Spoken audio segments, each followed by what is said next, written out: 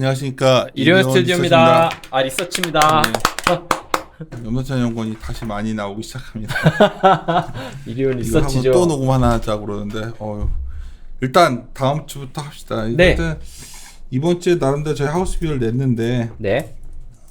주식이 오늘은 좀 보면 밀려오는데 이제 네, 지금이 2시 조금 안 됐는데 오전에 비해서 생각보다 저 밥 먹고 와서 깜짝 놀랐어요. 시장 많이 밀려 있어서.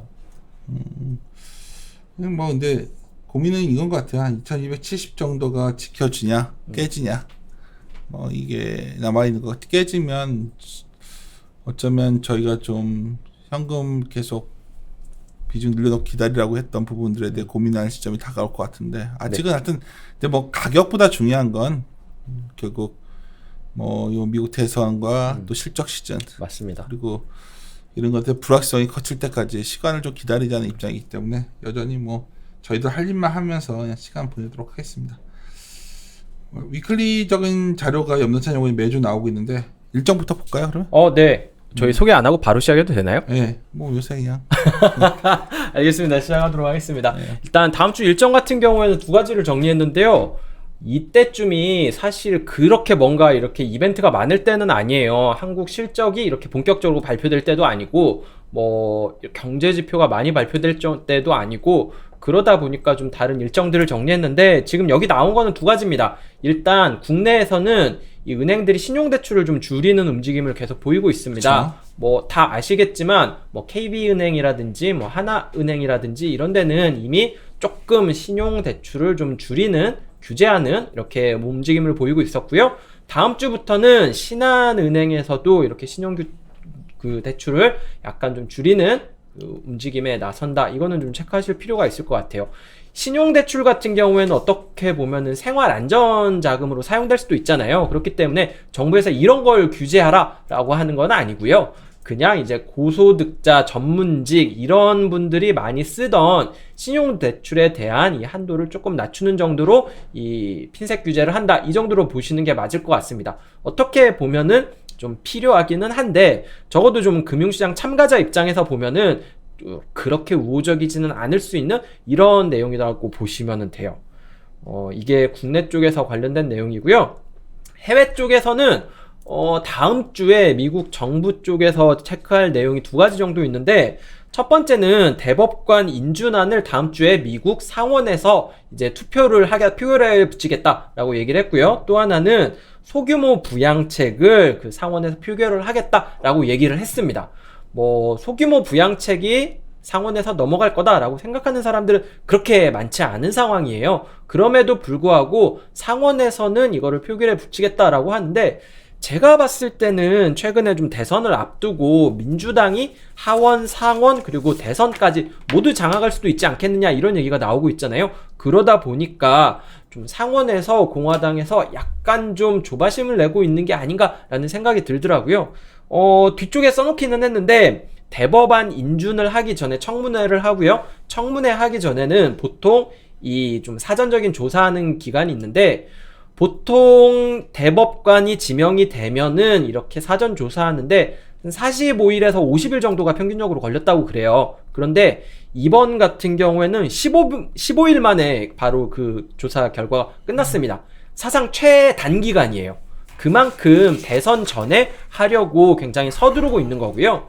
상원에서 경기 부양책, 소규모 부양책이 정말 이게 표결이 돼서 넘어갈까라는 거에 대해서 다들 좀 부정적으로 생각을 하고 있고 하원에서도 반대하고 있고 하원 민주당에서도 반대하고 있고 백악관에서 반대하고 있는데 상원에서 넘기려고 하는 거는 혹시 잘못해가지고 이 선거 이후에 민주당이 상원을 장악하기 전에 뭐라도 해야 된다라고 하는 좀 조바심 때문에 이런 행동을 하게 하는 거 아니냐라는 생각이 든다는 거죠. 그 얘기는 결국에는 대규모 부양책이 나올 확률은 좀 줄어든다라는 의미고요. 정치적인 불확실성 같은 경우에는 여전히 남아있는 상태다라고 보시면 됩니다. 여기까지는 제가 내용 정리한 거고 내용의 그 자료에 정리하지 않은 일정 같은 경우에는 다음 주에도 미국 기업들은 실적을 발표하는데 이번 주에 금융주들이 실적을 많이 발표했다면은 다음 주에는 IT 기업들이 실적을 많이 발표할 예정이고요. 또 하나는 유럽에서 브렉시트와 관련돼서 지금 유럽 정상회담을 하고 있는데요. 이 전까지 정상회담 중에서도 이 EU와 이 영국은 이 브렉시트 협상에 나설 것이다라고 얘기를 한 상황입니다. 아무래도 타결은 안 되겠죠? 타결이 안 되면은 뭐 노딜 브렉시트로 바로 갔냐? 그건 아니고 다음 주에도 이 상황을 인지한 다음에 영국과 EU가 좀 더 협상에 나설 가능성이 있다. 이 정도가 다음 주에 체크할 만한 내용일 것 같습니다. 이번 주에 가장 어떻게 보면 뭐 예상했던 부분도 있고 우리가 리스크 시나리오에서 항상 고민해왔던 것 중에 하나 코로나 재확산이었는데 네. 유럽 지역이 확실히 어제 영향권에 들어간 것 같죠. 많이 올라왔죠. 오늘 여기에 데이터가 들어있더라고요. 설명 좀 해주시죠. 예. 네, 여기 산업 이슈에 넣어놨는데 이게 뭐냐면은 최근에 유럽이랑 미국에서 코로나 확진자 수가 다시 늘어나고 있습니다. 여기 차트 뭐였는데 이게 화면에 나오니까 좋네요. 왼쪽 위에 있는 차트가 이 미국과 영국, 독일, 프랑스 각각 확진자 수고요. 오른쪽에 있는 거는 사망자 수입니다. 보시면은 미국 같은 경우에는 좀 줄어들었다가 최근에 좀 올라오고 있고 유럽 같은 경우에는 증가하고 있다가 최근에 좀 급격하게 증가하는 모습을 보이고 있어요. 여기에 또 하나 차이가 뭐냐면은 미국 같은 경우에는 최근에 다시 증가한 거잖아요. 그러다 보니까 사망자 수는 늘어나지 않고 있거든요. 근데 유럽 같은 경우에는 사망자 수가 굉장히 늘어나고 있습니다. 그러다 보니까 심각한 거고요. 심각하다 보니까 뭐 파리라든지 뭐 런던이라든지 뭐 스페인 마드리드라든지 이런 데가 제한적인 통행 조치 움직임을 보이고 있다라는 거죠. 파리 같은 경우에는 밤 9시부터 아침 6시까지 통행을 아예 이렇게 제한하는 통행 금지 명령까지 내려놓은 상태고요. 뭐 런던 같은 경우에도 이렇게 그 술집이라든지 식당 같은 그 업체들의 운영을 제한하는 그거를 해놓은 상태입니다. 뭐 독일, 스페인, 뭐 체코 이런 데도 다 마찬가지고요. 여전히 유럽은 2차 락다운 움직임을 보이고 있다는 게 사실 그렇게 좋은 현상은 아니라는 거죠. 한 달 전까지만 하더라도 여행주들이 미국에서 굉장히 꿈틀거렸습니다. 뭐 카지노도 있고요. 뭐 크루즈 업체도 있고요. 뭐 항공업체들도 야 이제 바닥 지난 것 같다라고 해가지고 주가는 좀 반등을 했었는데 최근 일주일 동안 다시 주가는 안 좋아지고 있죠. 특히 여기에다가 미국 질병관리본부가 뭐 원래는 11월, 12월에 크루즈 운항 재개할 수 있게 할 것 같다라고 했었는데 크루즈 운항 11월, 12월에도 하면 안 될 것 같다라고 얘기가 나오면서 크루즈 업체 주가들이 가장 많이 빠졌고요. 여기에다가 뭐 델타 같은 데는 실적도 안 나왔죠. 그러다 보니까 항공주 안 좋고 호텔주도 주가 떨어지고 이런 흐름이 있었습니다. 생각보다 코로나가 굉장히 끈질기게 이렇게 좀 감염자 수와 사망자 수를 늘리는 모습을 보이고 있어가지고 조금 체크를 해야 될 것 같고요. 이거 말씀 안 드렸네요. 뭐 일라이릴리랑 뭐 J&J가 뭐죠? 존슨앤존슨? 거기에서 만들고 있던 백신에 대한 것도 좀 임상실험 결과 중에 좀 예상하지 못한 부작용이 나타나가지고 임상실험을 중단했다라는 뉴스 역시 좀 여행주에 영향을 미쳤던 것 같습니다. 한국 역시 좀 먼 나라 얘기가 아니고요. 영향을 받을 수 있으니까 섣불리 이제 여행주, 엔터주 바닥 지난 것 같으니까 이제 좀 사도 되지 않겠느냐? 이렇게 생각하기에는 조금 더 지켜보셔야 될 것 같다. 이런 말씀 드리고 있습니다. 하여튼 코로나 이 문제가 이제 우리는 오히려 모든 게 다 참 혼란스러운 것 같아요. 원래 그 코로나가 재확산 때 한참 얘기 나오니까 네. 우리 시장에서도 이 영향이 있을까 했는데 우리는 오히려 이제 완화되고 있고 뭐 백신 같은 경우가 나올 거라는 기대감도 있었고요. 여기에다가 치료제 기대감도 있었는데 안 좋은 뉴스가 계속 나오죠. 뭐 렘데시비르도 뭐 별로 효과가 없다 이런 뉴스도 조금씩 나오고 뭐 백신도 생각보다 이렇게 항체 반응이라든지 이런 거에 문제가 있는 것 같고 좀 쉽지 않네요 정말. 오케이. 이번 주에 좀 그 차트 네. 독특한 건 뭐가 좀 나온 거죠?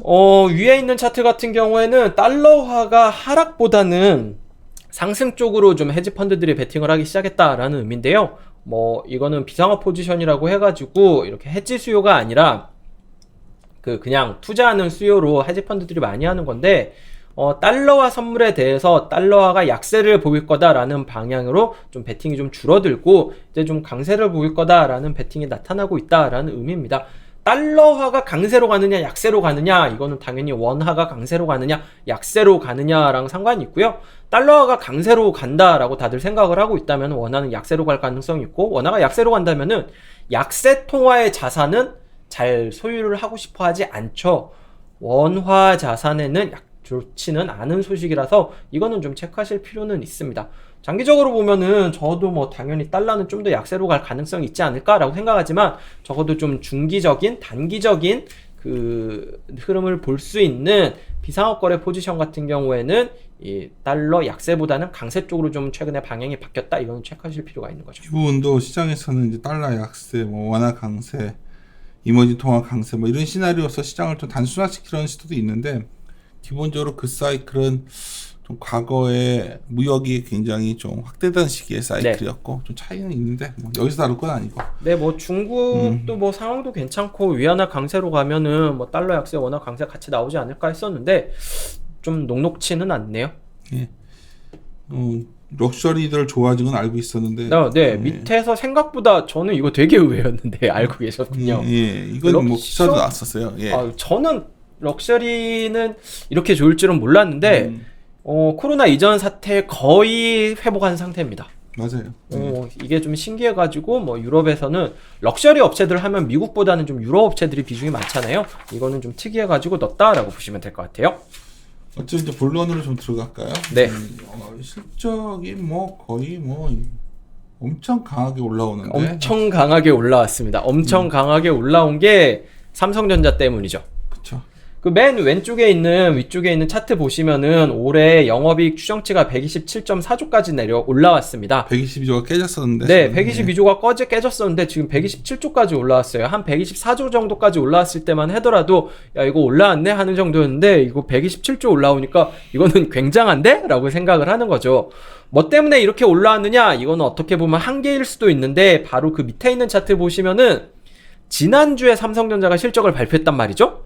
월요일날 애널리스트들이 전부 리비전을 했습니다. 이익 추정치를 상향 조정했어요. 그 수밖에 없죠. 뭐. 네, 당연한 거죠. 지금 주간으로 코스피 200 이건 코스피 200 아니네요. 전체 한국 기업 영업이익이 한 1.8% 정도 올라왔는데 이 중에서 1.5%를 삼성전자가 설명을 하고 있어요. 생각을 해보시면은 아까 코스피 200 영업이익이 127조라고 말씀드렸잖아요. 삼성전자 분기 영업이익이 거의 컨센서스 대비 2조 가까이가 더 잘 나와버렸어요. 2조는 일단 기계적으로라도 올려야 된다는 거죠. 그만큼 삼성전자로 인해서 전체 영업이익 추정치가 올라가는 효과가 있었다라는 거고요. 아마 4분기까지 같이 올렸을 테니까 이거는 당연히 연간 영업이익은 올리는 효과가 나왔다는 겁니다. 다만 여기서 보셔야 될 거는 삼성전자 실적은 이미 나왔잖아요. 이제 나머지 업종들이 다음 주, 다다음 주에 그리고 뭐 11월 첫째 주까지 이 그 발표가 쭉 예정돼 있습니다. 그때 나오는 기업들 실적을 어떨 거냐라고 보면은 그렇게 기대할 건 많지 않을 것 같아서 걱정된다라는 말씀을 어제에 이어서 좀 드리고 있고요. 이익 추정치 올라가고 있는 거는 맞는데 삼성전자 빼면은 그렇게 강하지 않고 오히려 과거에 3분기에 2분기에 추정치 하향 조정 덜 된 거를 조금 고려하셔야 되지 않을까 이런 말씀을 드리고 있습니다. 살짝 올라온 건 맞는데. 올라온 건 맞죠. 삼성전자가 올라오는데 기계적으로 올려야죠. 뭐 오늘 어차피 녹음을 하나 더 할 거니까 네. 심플하게 가는데 시장 다음 주 어떨 것 같아요? 저 같은 경우에는 좀 눈치 보면서 제한적인 하락 정도 보고 있습니다. 저는 방금 전에 계속 그 얘기하다 오는 중인데, 그러니까 제가 이제 대외적으로 한 그때 언제죠? 9월달에 네. 그 한 8월 말서부터 추석 전에 좀 계속 조정 얘기를 저희가 해왔었는데 그때 몇 군데 제가 기억나는 게 나도 가물가물한데 내가 그렇게 단호하게 얘기를 했다고 하더라고. 그러니까 최소한 2,200원 깨져야 사는 거다 막 이렇게 했었는데 지금 유효하냐고 나한테 자꾸 물어봐가지고 지금 월요일만 해도 그렇게 오겠나 또 싶었었는데 하여튼 뭐 지수 어디 가냐보다 중요한 게 지금 섣불리 현금을 네, 써서는 안 맞아요. 돼. 현금 비중 놀려놓으신 분들은 그냥 지켜보시고 계시라는 의미를 계속 말씀드리는 거고, 아까 제가 오리온 녹음했었는데 뭐 오리온이 좋다가 아니라 확실하게 요새 너무 장기 투자 얘기를 많이 하시니까 뭐 좋은 어떤 분께서 하도 그 말을 해가지고 그런지 요즘은 주식은 그냥 사면 물리고 또 물려도 계속 사야 된다 뭐 이런 논리인데 적절하지 않은 것 같아요. 제 네. 생각에는. 예, 아니 그래서 어차피 사실 거면은 쌀 때 사시지 왜. 쌀 때 사는 게 낫고, 또 하나는 계속 가져가지 말아야 될 기업들도 분명히 있거든요. 네. 그거를 판별할 자신이 없다면 직접 투자하시면 안 되는 거고, 직접 투자를 장기 투자하시라면 그거에 대한 분별 능력이 있지 않으면 쉽지 않습니다. 누구 말 듣고 하는 건 되게 힘든 거고, 저희 말 듣고 할 수 있는 것도 아니고, 그래서 그게 좀 우려스러운 상황이고, 오늘 약간 당황했어요. 저도 왜 이렇게 피곤해 보이냐 그랬죠, 뻘겋고.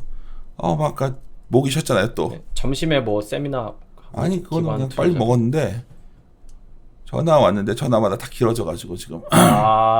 전화해서 뭐 네, 전화가 좀 시장 길어졌는데. 어떻게 보시냐고.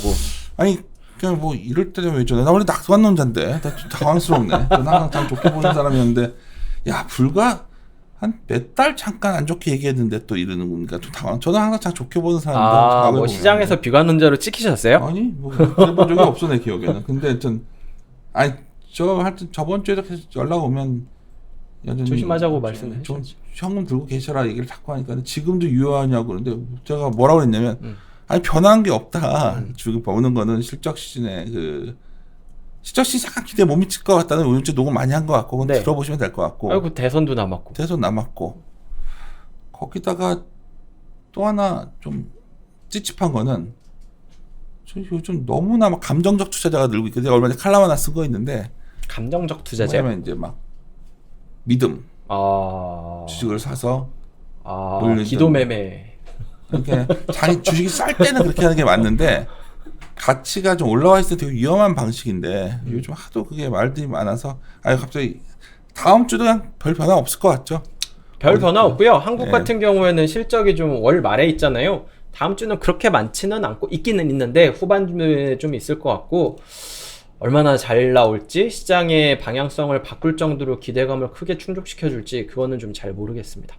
그냥 뭐 우리가 이런 브로커도 만들어서 이제 개인 투자자분들은 사실 뭐 제가 그런 거 좀 피곤해한 부분도 있었고 근데 여러 가지가 있었는데 오늘 같은 경우에 또 갑자기 그 생각이 든 건데 계속 혹시나 저희 말이 좀 껄끄럽더라도 현금 비중을 좀 확보해 두신 분들 있다면 그냥 현금 갖고 계십시오. 뭐 섣불리 매수는 지난 긴 시간에서 보면 굉장히 짧은 기간에 불과하고 우리가 주식시장에서 가장 위험한 거는 아까 말했던 어쩌면 올라갈 거야 하는 네. 막연한 믿음이죠. 맞습니다. 그래서 이게 저는 개인 투자 하시는 분들한테는 아우 목이 갑자기 왜 이러지?